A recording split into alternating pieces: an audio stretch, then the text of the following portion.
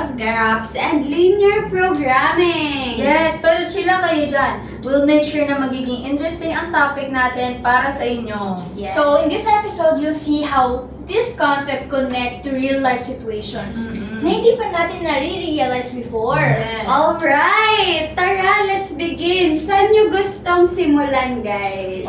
Start tayo sa Euler paths. Ano yun? Yan. This is perfect for planning routes. Halimbawa yung mga garbage trucks. Mm. Kailangan kasi nilang madaanan lahat ng street na hindi umuulit para mas maging efficient. Okay, guys. So, yun din yung mga gamit ng mga Grab, Joyride, Angkas.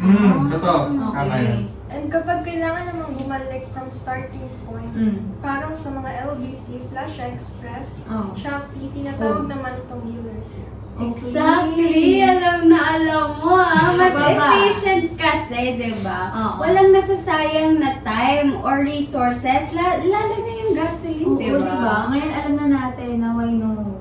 Pero guys, bukod sa mga nauna, may tinatawag din tayong Hamiltonian circle. Oh my Parang God. delivery Hamiltonian. routes, kailangan mong mapuntahan lahat ng stops ng isang beses lang. Tapos bumalik ka na kaagad.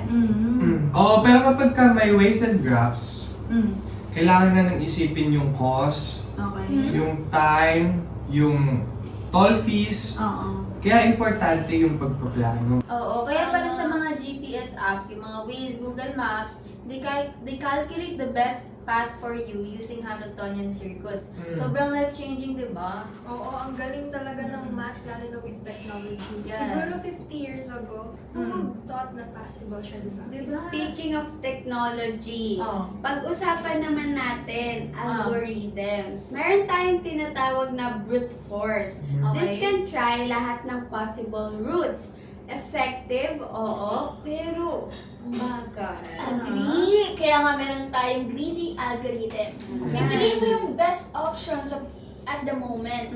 Pass, oo, pero minsan hindi nga lang perfect. Oo, kaya pala sa mga GPS apps, yung mga Waze, Google Maps, they calculate the best path for you using Hamiltonian circuits. Sobrang life-changing, di ba? Oo, ang galing talaga ng math, lalo na with technology. Yeah. Siguro 50 years ago, who would thought na possible siya, diba? Di ba? Speaking of technology, Oh. pag-usapan naman natin algorithms. Meron tayong tinatawag na brute force.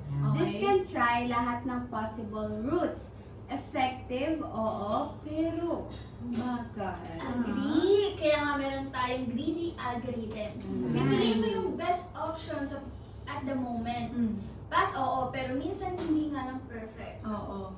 Yes, and then there's edge picking. Pipiliin mo yung pinaka-cheapest option. Parang budget lang sa shopping, sa grocery, di ba? Pero not the best quality. Tama lahat yan. Bottom line, lahat ng algorithm, meron siyang pros, meron din siyang cons. Pero ang goal kasi natin dyan, maging efficient yung mga process natin. Tama. Next naman natin yung repeated nearest neighbor algorithm. Hoy, ang haba naman yan. Ah. Pero sobrang importante niyan, di ba? Oo.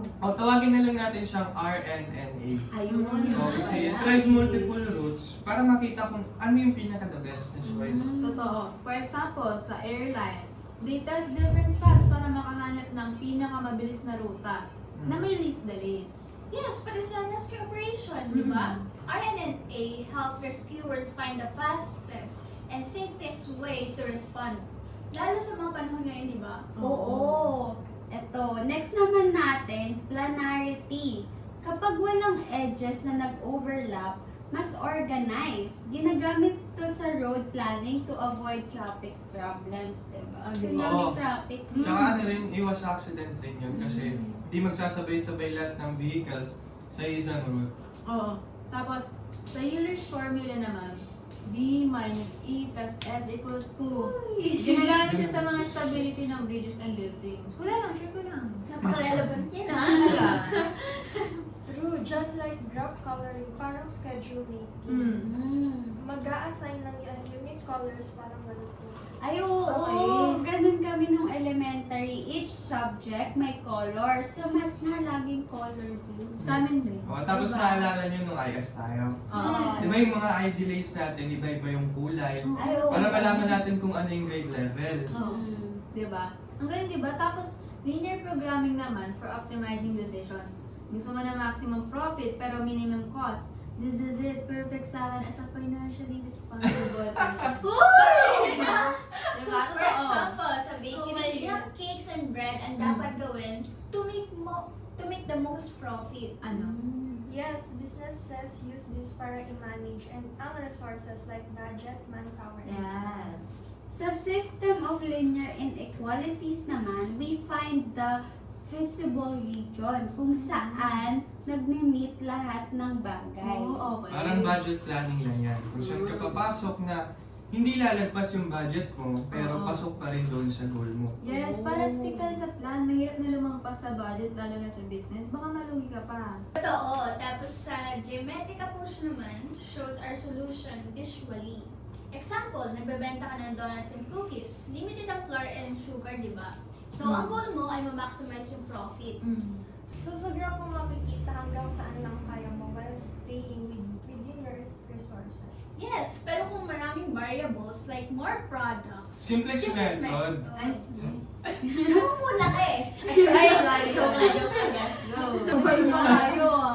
Step by step kasi siya. Hinahanap niya yung pinaka-best solution. Moving across the corners systematically. Tama! Ginagamit yung simplest method for businesses, airlines, and even disaster relief planning to optimize resources and decisions. So, we think that's it for today, Matlang people. Lagi niyong tatandaan na it's not just about numbers. It's about solving problems and making better decisions for our future. Thank you for listening.